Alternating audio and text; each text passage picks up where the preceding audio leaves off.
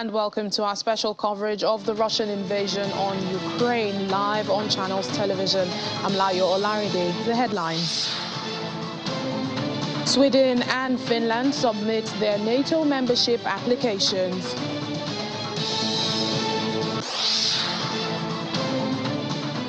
Intelligence Service of Russia accuses the US of recruiting terrorists to fuel the Ukraine conflict. Plus, Ukrainian President Volodymyr Zelensky says Russian shelling hit Lviv, Sumy and Cherniv regions.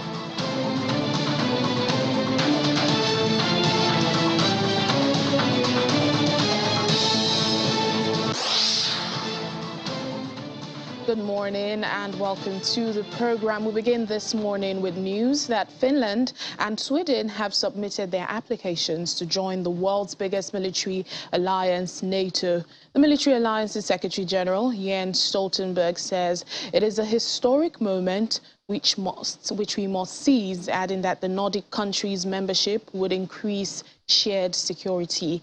Well, he made these comments after receiving the applications from the Finnish and Swedish ambassadors at NATO's headquarters in Brussels, Belgium. The application must now be weighed by the 30-member countries.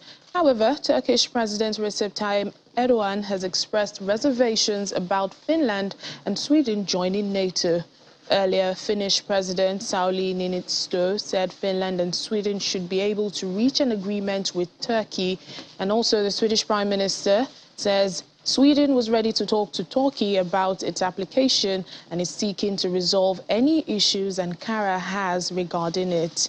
Niinistö and Anderson are due to meet President Biden, US President, at the White House on Thursday to discuss topics including the NATO applications, European security, and also support for Ukraine. And I warmly welcome the requests by Finland and Sweden to join NATO. You are our closest partners, and your membership in NATO would increase our shared security. The applications you have made today are an historic step. Allies will now consider the next steps on their path to NATO. The security interests of all allies have to be taken into account, and we are determined to work through all issues and reach rapid conclusions.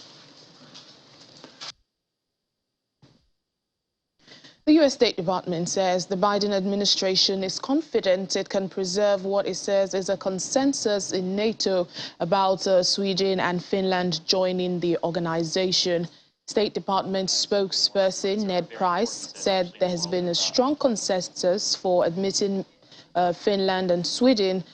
Earlier this week, U.S. Secretary of State Antony Blinken said he had spoken to his Turkish counterpart on Turkey's concerns regarding Sweden and Finland's entry into NATO, and Blinken says he's confident a consensus could be reached. What we have heard, what the Secretary said is that he, of course, and we, of course, won't characterize private conversations, but there was over the weekend, and there has been a strong consensus for bringing Finland and Sweden into the alliance if they so choose. The Secretary made the point that we are confident that we will be able to preserve that consensus should Finland, should Sweden formally apply for NATO membership. Of course, that has not yet happened. I know there's a perception that it may be a foregone conclusion, but precedent, protocol, procedure, all those P words are very important, especially in the world of diplomacy. Again, it is not for me to speak for the Turkish government or to characterize their position. What we can do is characterize what we heard inside the NATO ministerial, what we have heard in bilateral and multilateral, including in conversations as an alliance with our fellow NATO allies. There is strong consensus. There has been strong consensus for admitting Finland and Sweden if they so choose to join. And again, as you heard from the Secretary, we are confident we'll be able to preserve that consensus. Even as Sweden and Finland have submitted their applications to join NATO, Austria's Chancellor Karl Nehammer has reiterated that his country, which is not aligned with any military alliance, has no intention of joining NATO. Speaking after a meeting in Prague with his Czech counterpart, Peter Fiala, Mr. Nehammer says Austria's history is different to that of Finland and Sweden, and it would retain its military neutrality. However, he says his country, as a member of the European Union, showed solidarity with Ukraine and is allowing arms deliveries to Kiev and also supports sanctions against Russia. According to the Foreign Intelligence Service of Russia, the United States is recruiting members of international terrorist organizations and religious extremists as mercenaries to Ukraine to engage in sabotage operations against Russian troops. All this is according to SVR, which is a Foreign Intelligence Service of Russia. It says it has obtained information that the U.S. is stepping up efforts to recruit members of the international terrorist organizations, including religious extremist groups, to fight in Ukraine as mercenaries. In April 2022, about 60 members of the extremist group were released from prison in a Kurdish-controlled area of Syria with the involvement of U.S. intelligence. But according to SVR, saying that these members of extremist groups were sent to a U.S. military base in the Al-Tanf region of Syria for military training before being sent to Ukraine. The SVR also says the U.S. base in Al-Tanf and its surroundings had become a center of terrorist activity, with as many as 500 members of extremist groups and other fighters being trained there. The U.S. established a military base in Al-Tanf area of Syria on the grounds of fighting extremist organizations in 2014. But Syria has repeatedly accused the U.S. of using the Al-Tanf military base to support terrorist organizations in the country. The Russian SVR said the training courses conducted by these extremist organization members and other armed personnel at the U.S. military base mainly include the use of anti-tank missiles, drones, and various means of communication and observation. And their mission is to carry out sabotage operations against Russian troops in Syria and Ukraine.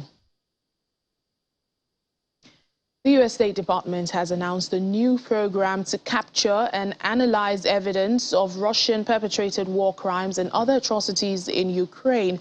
The Conflict Observatory aims to document, verify and disseminate open-source evidence of the actions of Russian forces during the invasion of Ukraine. Well, under the program, the U.S. State Department is expected to gather satellite imagery and information shared via social media as part of a broader effort to hold Russia accountable for any alleged war crimes. Let's talk about what is happening in Ukraine today. 2 loud explosions were heard at about 6 a.m. this morning in Dnipro, a city in central Ukraine that has been largely spared Russian attacks recently. The region's governor says 1 missile was shot down by the Ukrainian air defense and that the debris fell on a private garden, damaging 2 houses and wounding a woman. Dnipro has become a hub for thousands of people fleeing the conflict in southern and eastern Ukraine, including those escaping the besieged city of Mariupol. The war has not brought to Dnipro the same level of suffering and destruction inflicted by Russia and other Ukrainian cities, but the constant air raid sirens, sandbags and barricades in the streets are a reminder of the conflict as the sporadic attacks continue. Ukrainian President Volodymyr Zelensky has been given account also of the resistance his country has had to Russian missiles that struck the regions of Lviv, Sumy and Cherniv. In a late-night video address, Zelensky said Russia had failed to make gains in these affected regions. Russian forces had also carried out airstrikes in the Luhansk region in the east of the country. 8 people are said to have been killed and 12 others wounded in a Russian airstrike on the village of Desna in the northern Ukrainian region of Cherniv. Russian attacks killed 7 civilians in the Donetsk region. And that's according to the area's governor, who made this known on his Telegram channel. The 83rd day of our resistance started with a serious combination of Russian strikes on Ukraine, missile strikes on Lviv, Sumy, and Chernihiv regions, and aerial attacks on the Luhansk region, targeted covert reconnaissance operations along our borders. This was intended not simply to create tension in our country or to test our forces. This was an attempt to compensate the Russian army for a series of failures in the east and south of the country. They cannot produce any successes for their combined forces in areas where they are trying to advance. This is an attempt to demonstrate the success of their missiles and other activity, but it has also been without results. These strikes, like many of those that came before them, will give them nothing. All the more so as our anti-aircraft and anti-diversion forces are becoming stronger.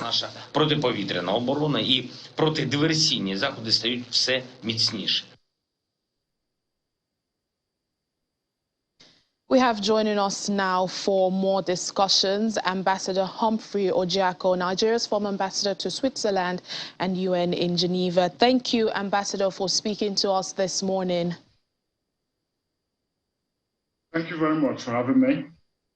Well, let's begin with the latest. Sweden and Finland have both submitted their application to NATO this morning, and NATO's chief, Jens Stoltenberg, calling it a historic moment. Now, this is what Ukraine wanted, but instead it got a war. In fact, this plays into the miscalculations, I think, that Russia made at the beginning when it started this war. I'm sure it thought that this was a few days campaign, and Ukraine would just collapse and become more Russia-friendly, like all the other countries it had invaded in the past, like Georgia. But this has not happened. What has happened now is countries like Finland, with a very long stretched out borders with Russia, is now applying to become a member of NATO. And Sweden, also a country that has remained virtually neutral, even though these are Western democratic countries or practice the Western form of democracy, and relatively prosperous and stable countries that had no feeling of threats before, now are determined to join NATO. If that was part reason Russia invaded Ukraine in the first place to avoid NATO encroachment on its borders, it has simply handed that victory over to the West. Will the Ukraine join? We do not know. But let us watch and see. We know that Turkey is playing to get something from Sweden and Finland before it will give its consent. But we can assume that that is going to happen anytime soon. Yes, I was going to ask about Turkey. We know that Turkey has raised concerns, against Finland and Sweden joining NATO. Now, this application must be weighed by the 30 other member countries of NATO. Do you think Turkey's resistance, so to speak, will maybe hinder this application? No, ultimately, I do not think so. It may cause some delay because apparently all the other 29 or so members of NATO are strictly agreed on the membership of Finland and Sweden, except Turkey that accuses both countries of hosting people they describe as terrorists, in Sweden and in Finland. I think with some diplomatic demarches here and there, which I'm sure has already started, Turkey will soon drop its objection. And when that happens, you could see the enthusiasm of the West, the United States and the rest European members of NATO. They are waiting for this to happen. And it is not likely that Turkey would stand on the way for much too long. Again, as I said, when this happens, Russia would have handed over to the West what they could not get on their own from Finland, Sweden, Iceland, and all of that in the past. Yes. So, okay, let's talk about Russia's response now. We know President Putin had initially spoken against Finland and Sweden joining NATO, but just recently he said there's no threat to Russia from these Nordic states joining, but he says if a new military infrastructure on their territory would actually provoke Russia's response. What is your reading of Mr. Putin's this comment from Mr. Putin earlier this week? The question is, what would that response be? What response would be that some people say if you stand high enough in Helsinki, you'll be looking at St. Petersburg and vice versa. That is as close as it could get. If NATO is in those two countries, then it will definitely deploy security equipment or military, maybe not offensive equipment. But if they deploy that, they'll still be within their international rights to deploy whatever they need to deploy to protect and defend those two countries. Then what will Russia's response be? Right now, the war, as we noted, is not going along the expectations of Russia. So many things are at stake here. What options do Russia have now?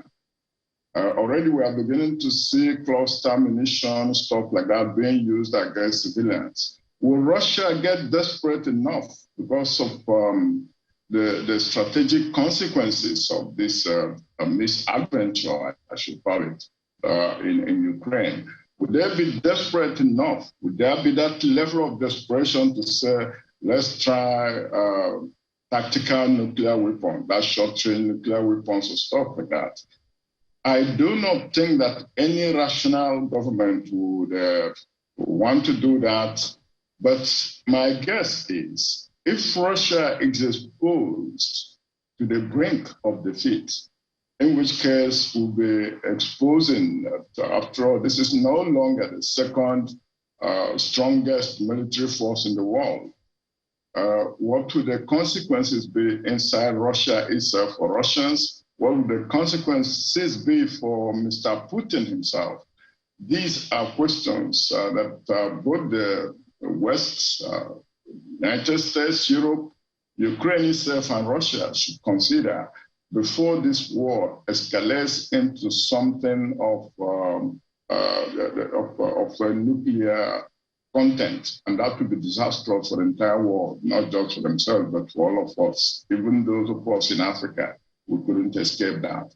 So it is important that these countries start talking, even if it is under the table, because the dangers of a nuclear war couldn't have been any higher than this time in modern history. Since after the Cuban Missile Crisis of 1961, I don't think we have come to any point since then when the possibilities of a desperate superpower, of a desperate power, trying to use nuclear weapons might come into play. So the strategy should be find a first seven strategy for Russia to claim some kind of mission accomplished in Ukraine, and Ukraine is preserved. And NATO has no more cause or reason to interfere in what's going on in Russia's affairs or in Ukraine's affairs and so on. That is the hope we can expect from all of this. Otherwise, if it goes into a desperate mode where Putin will want to save face, then it might become a totally different question whose consequences we cannot calculate. Indeed. Nigeria's former ambassador to Switzerland and UN in Geneva, Ambassador Humphrey Ojako, thank you so much for speaking to us. Thanks so much. Thank you. We'll take a break now on Russian invasion. When we come back, about 300,000 tons of Egypt-bought wheat stranded in Ukraine. More details after the break.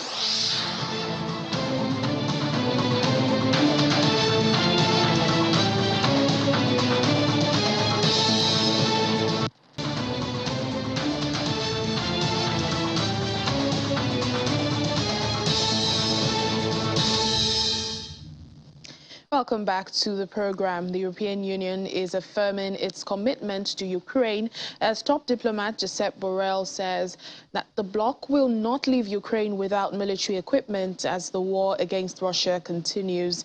Mr. Borrell adds that if numbers and reports were true, the Russian army would have suffered impressive losses while invading Ukraine.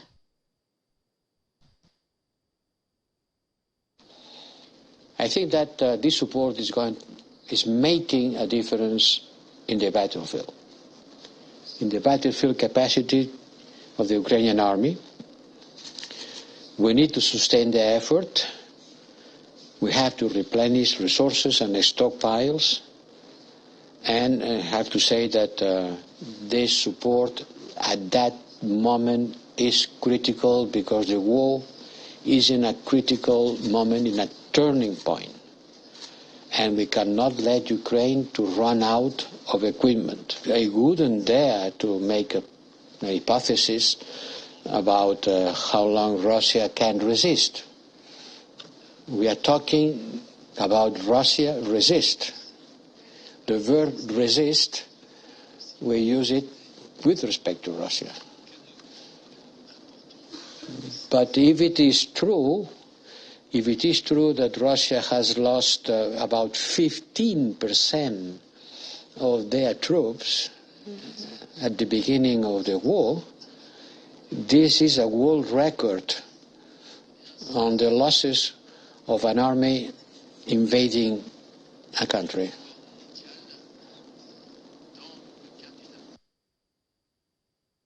The United Nations has confirmed that 3,752 civilian deaths in Ukraine since Russia's invasion began on February 24.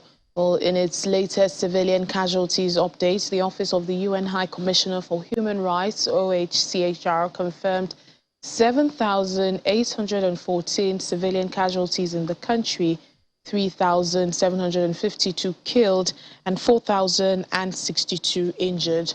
According to the Commissioner for Human Rights, most of the civilian casualties recorded were caused by the use of explosive weapons with a wide impact area, including shelling from heavy artillery and multiple launch rocket systems and missile and air strikes, adding that the number of deaths is far higher.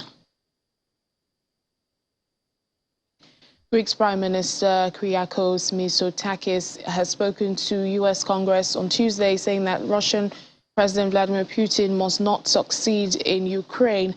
According to him, Mr. Putin is striving to create a world in which power is for the strong state, but not the small, a world in which armies rather than diplomats settle disputes. Mr. Mitsotakis also spoke about Greece's efforts to tackle the energy crisis in Europe. Last week, Greece's parliament approved the renewal and amendment of a defense cooperation agreement with the United States. The U.S.-Greece Mutual Defense Cooperation Agreement, MDCA, first signed in 1990, allows U.S. forces to train and operate in Greek territory. The latest amendment, agreed in 2021, extends the cooperation by allowing the presence of U.S. forces in 4 more military areas, including 2 army camps in central and northern Greece and a naval base on the island of Crete. Mr. Putin is striving to create a world in which power is for the strong state, but not the small.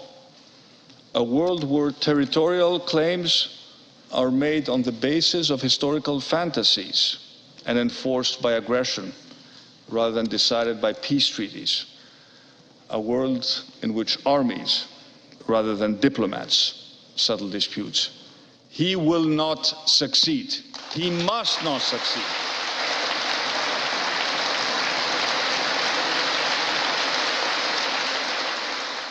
We look to Kiev, we look to Odessa, the city where our revolution was first conceived. We look at the tragedy unfolding in western Ukraine. Mariupol was a city founded by Catherine the Great in 1778 to resettle Greeks from Crimea who were fleeing Ottoman rule. And what we see is once more a people who are faced with the necessity of fighting to defend themselves in order to secure their future and their freedom. Let me be very clear. We have no animus towards the Russian people, with whom we have been bound so closely by faith and history. But we simply cannot be indifferent to a struggle that reminds us so much of our own.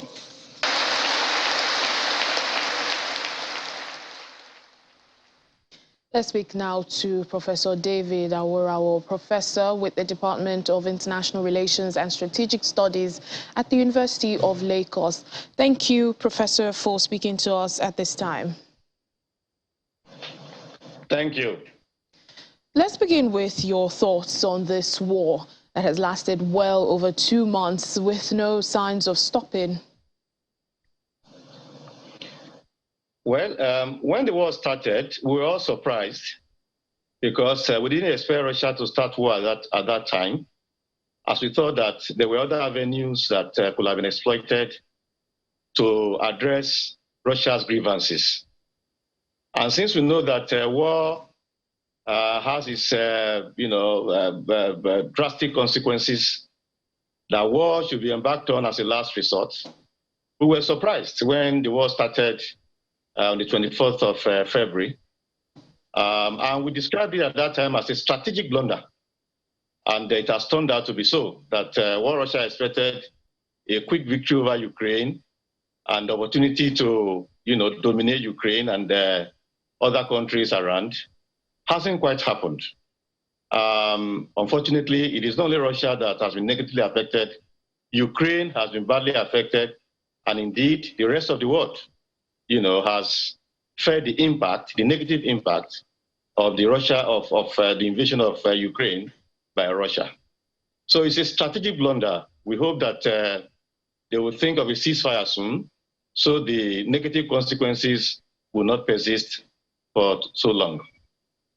And we know that talks between Russia and Ukraine to end this war are on hold, with the two sides blaming each other, and Russia saying Ukraine has practically withdrawn from the negotiations, and Kyiv is saying Moscow has failed to compromise. Really, is there still hope? Well, there is no hope in the immediate, but it has to happen at some point. And what we hope and pray is that it doesn't drag on for so long before what ought to have been done to prevent a war, is done after so much destruction. We know there was a time that Ukraine practically offered so much. At that time, Russia was gaining momentum. Usually, when a war breaks out, the side that is gaining momentum in the war will be the least interested in negotiations. At that time, Russia was not, willing to negotiate. It insisted on its position. But now, Russia is suffering extensive setback. The war has not gone the way Russia thought it would. And Ukraine, although it is suffering so much destruction, but it is making gains. That seems to have affected Ukraine's, acceptance of, what it had accepted before to ensure that the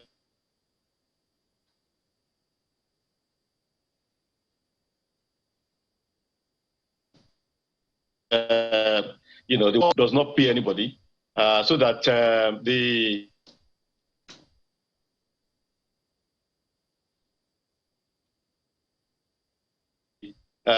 negotiator, can be brokered. All right, Professor Aweros, one of the offers, like you mentioned, Ukraine had been making some offers, is, the country calling for a prisoner swap for the fighters that were evacuated from Mariupol, that's from the Azovstal steel plant. But we know about over 200 of those fighters have been evacuated, albeit to Russian-held territories. What do you make of this, the fate of these soldiers? Yesterday, we had a speaker in Russian parliament, in fact, a negotiator in the Russian-Ukraine crisis, saying he thinks the fighters deserve the death penalty. This makes their fate uncertain, right? Yeah, very much so. Concern has been expressed regarding the fact that, these Ukrainian fighters have been taken to Russian-held facilities. One, everybody was happy that at least they will get some medical attention. And, at least that would prevent many of them from dying from various illnesses and wounds sustained in the course of the war. But there are concerns that Russia does not have a history of humane treatment of prisoners of war. And the comment that was made yesterday, it's a reflection of that it is not likely that these Ukraine fighters that have now gone to Russian-held facilities will be given humane treatment, and that even some of them will not, in some way, die mysteriously. These are legitimate concerns, and the concerns arise from this kind of comments, one, and second, Russia's history of the treatment of prisoners of war. And that is why United Nations need to come in, more robustly into all of this. We are happy. It is gratifying. We are happy about what the United Nations did in trying to ensure that civilians also trapped in Mariupol, were evacuated safely after, so many weeks of being trapped in that facility, in that steel facility. We'll welcome more robust involvement of the United Nations to ensure that these soldiers that are now in Russia-held facilities, are treated in a humane manner, and that some negotiations will take place, maybe prisoner swap and all that, for them to be able to return to Ukraine. That is what we expect to do. But Russia does not have a history of humane treatment of prisoners of war, and so the concerns are legitimate. Well, Ukraine on its part says it's doing everything possible and impossible to save the remaining fighters that are trapped there. What could be the strategy in this? Well, Mariupol has been taken over by Russia. And so the options that Ukraine has are not many. The options Ukraine has will be to negotiate with Russia, because in all of this war, fighting and all that, negotiations did take place. So the options Ukraine has, is to negotiate. Of course, the Ukrainian soldiers too have captured a whole lot of, Russian soldiers. So there will have to be, negotiations such that, this side releases to the other side releases to this side, and, regarding the treatment too. Ukraine also will need to appeal strongly to United Nations, such that as the UN was involved in the eventual, taking away of the civilians from Mariupol and taking them to safety, the same approach will be adopted such that the Russian soldiers will not be treated, badly, and ultimately, there will be some arrangement that would lead to their release, for them to return to Ukraine. That is what we expect. But right now, Ukraine doesn't have many options. The option it has is diplomacy, negotiation to ensure that these soldiers are able to return to Ukraine safely. All right, then, Professor, would have to just wait and see how it all pans out. We hope for the best. Thank you so much, Professor David Awarawo from the Department of International Relations and Strategic Studies in the University of Lagos. Thank you. Moving on to other stories on this Ukraine war, German Transport Minister Volker Wissing welcomed his U.S. counterpart, Transport Secretary Pete Buttigieg, and European Transport Commissioner Adina Valian at Berlin's main railway station for talks focusing on relief transport for Ukraine, as well as organizing a rail bridge for agricultural exports. Speaking at the station, where many refugees from Ukraine arrive every day since Russian invasion began in February, Mr. Buttigieg praised the extraordinary response in service of shared values to the crisis that has been created by the Russian war against Ukraine. We are facing shared and common problems and challenges and opportunities. Notably, as was mentioned earlier, of course, the international response, the unified response to Russia's unprovoked war of aggression against Ukraine, alongside the challenges we have been facing in contending with the effects of the pandemic and our unified fight against climate change. But what we also saw on today's visit in a very immediate sense was the extraordinary response in service of our shared values to the crisis that has been created by the Russian war against Ukraine.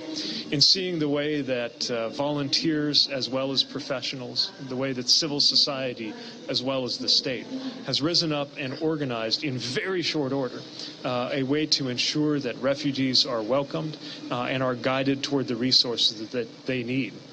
I think we see the spirit of international cooperation that has been so important in the U.S. bilateral relationship with Germany, and that we so admire as we continue to join hands with the European Union and see how the European project has been meeting its mission of peace and security and prosperity here across Europe.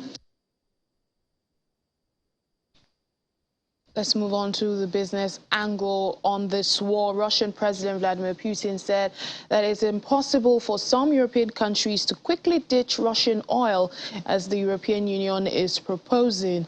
Mr. Putin says EU members are negotiating a proposed oil embargo on Russia over Ukraine, but talks failed this week because of a veto from Hungary, which is heavily dependent on Russian oil imports. Well, some EU states, according to Putin, obviously some EU states in whose energy balance the share of Russian hydrocarbons is especially high, will not be able to do this for long to ditch our oil. He was speaking at a televised meeting with domestic oil managers and government officials. Mr. Putin also said that Western sanctions and a possible embargo on Russian oil had resulted in an increase in global oil prices. He said that by abandoning Russian energy supplies, Europe risks paying the most expensive energy prices in the world long term, while the competitiveness of its industry would be undermined.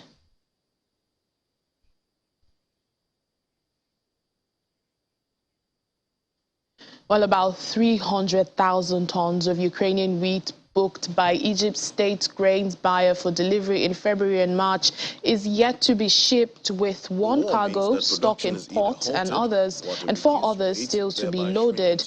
Four traders have said this. Well, Egypt's General Authority for Supply Commodities has granted an extension to secure the cargoes, but is offering trading companies any force majeure release from contractual obligations. Egypt, typically the world's largest wheat importer, depended heavily on shipments of Black Sea wheat that were disrupted by Russia's invasion of Ukraine.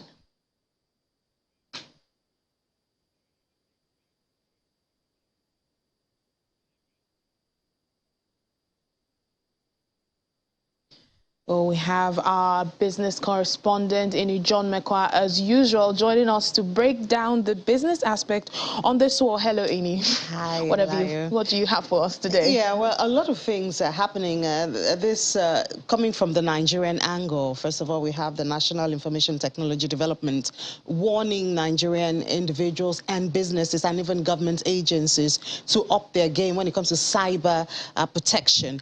Now, we had a report earlier, even before the war, that in Nigeria, cyber attacks on businesses will be the second risk that businesses will face, the second highest. The first will be political, obviously, because we do have election coming up next year. So disruptions, political activities, positive and negative, that could disrupt businesses. But the second one is this cyber attacks. Now, the night just before the war started in Ukraine, that was the night of the 23rd, a satellite company that also has Ukraine as one of its clients was attacked, because, these days, the war, obviously, we see the physical war, but it's information. If we want to fight insecurity, it's information. So, they had an attack, and it's being said that it was by Russia. Maybe they tried to get information, because you do know that the U.S. satellite is everywhere. They get a lot of information. So that Russians tried to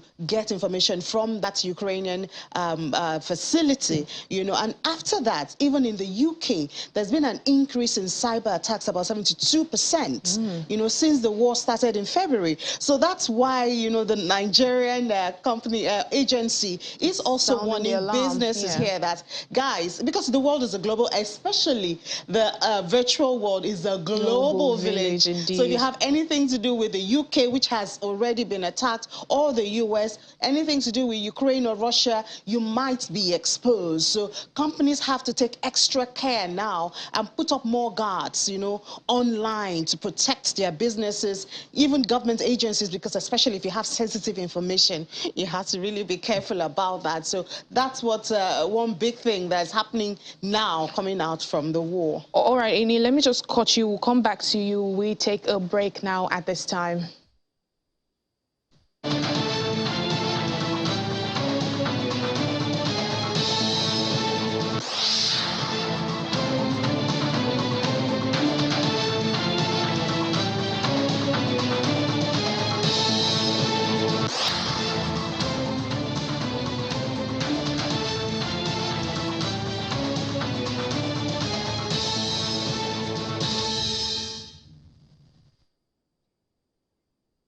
Welcome back. We still have our business correspondent, John Mekwa, in the studio with us. Ini, let's talk about the Russian oil revenues.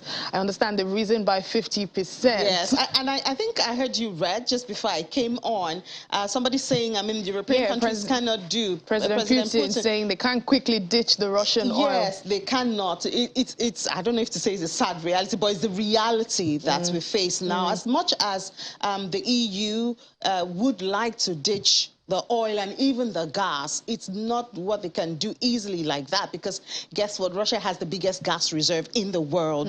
They supply the European countries with 40% of the gas that they use for energy, for manufacturing, household, everything. So many things. So where do you get that from? A lot of people are looking back to Africa, to say, can Africa fill this void? Nigeria has the largest reserve in Africa, but we don't have the infrastructure. We have not invested enough to move those things to Europe. So even if we start investment today, we cannot really it can't just happen like that, unfortunately. And it will interest you to know that since the war started, their revenue has risen by 50%. Their oil revenue, Russia's oil revenue, has risen by 50%, because every month they make $20 billion from oil from the European countries. Since the invasion. Since the invasion. That's every interesting. month. Every month. Because the European countries cannot stop living. They cannot stop operations. They need the oil to do it. And then you have countries like India. They've been like milking this time, because they've been getting oil at discount, at very low discount. Yes, because since a lot of people are shunning Russian oil, trying to get alternatives and all that. Most of it. Yeah, they're making the most of it. even China. And then they're even developing some special payment arrangements. So the ruble, so instead of paying through the dollar, yes, then the sanction, you pay through ruble. So you do ruble and ruble and the rupee, you know, for India, and then the one for China. So it cuts away the dollar, and then it makes the transaction even easier. And these are two big economies. These are two big economies with large demands, especially China. I mean, China is only disrupted now, an Asian country, because of COVID that has led to lockdown in some of the countries there. But, you know, they are still on it, and we don't know. And unfortunately now we hear that some European capitals, firms, or corporates, or oil producers are opening that ruble account that Russia asked for. Yes, yes. In fact, we heard that ENI in Italy is going to be the latest. Some time ago, we had like 3 or 4 of them, you know, opening that ruble account. So that means that the intention, I mean, from that may just be that they will keep trading in the oil and gas. Using that currency. Exactly. And then they might now be paying in rubles, which is going to empower Russian economy even more. It is to Russia's benefit. It is to Russia's benefits. Indeed. Thank you so much, Ini John Mekwa. Thank you for having me. Thank you. Well, we'll move on to other stories. A small company in Albania is scrambling to respond to high demand and produce the first of several orders of ambulances to the Ukrainian government. Well, the governments and agencies are also planning to send to Ukraine with a staff of 14 people. The company Timac has orders to make up to 500 ambulances, but faces problems in sourcing enough vans to convert Timac's owner. The Timac's owner said, well, the workers are taking new Ford vans and installing oxygen canisters, blue lights, sirens, and other tools. The first 11 ambulances were ordered by a United Nations agency, and once finished, they will be transported to Poland and then to Ukraine. The first deal may not have been the most favorable commercially, but Timac is saying that they felt bound to be able to take up the deal, especially at such short notice.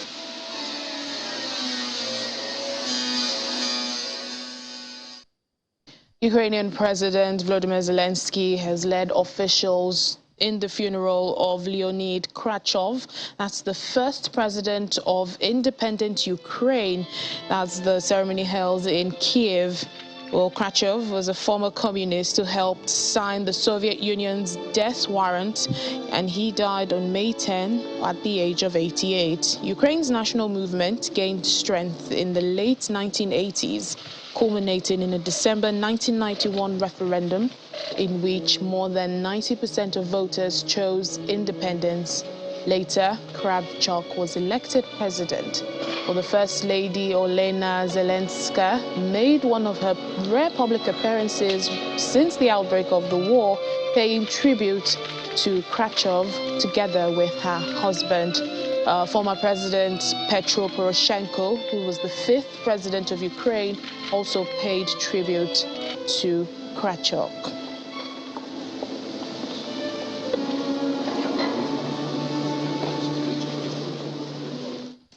Moving on to sports stories on the Ukraine war. The IOC's response to the war is set to be under discussion when the organization holds executive board meetings at the Olympic House in Lausanne today and tomorrow. The IOC responded by calling on all international federations to stop Russian and Belarusian athletes from participating in events and preventing the two countries from hosting competitions. However, the Russian and Belarusian Olympic committees have avoided sanctions to date.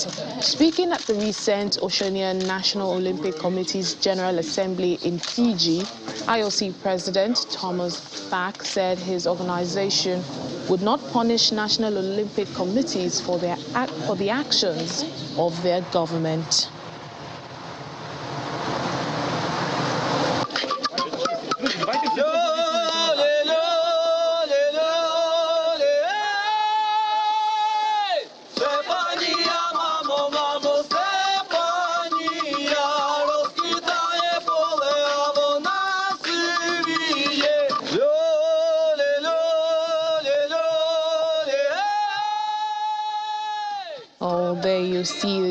Eurovision 2022 winners after returning victorious from the contest. Ukraine's Kalush Orchestra announced that they will auction their trophy to raise money for the Ukrainian armed forces.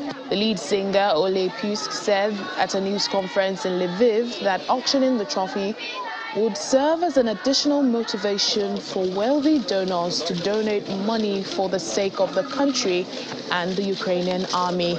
He adds that the band's risky plea at the end of the performance for help in Mariupol and the Azovstal steelworks was more important than their victory. The band also launched a flash mob to shed light on the hardships Ukrainian mothers have experienced since the beginning of the war. Singing in Ukraine, the song Stefania fuses rap with traditional folk music and is a tribute to band frontman Ole Pusk's mother.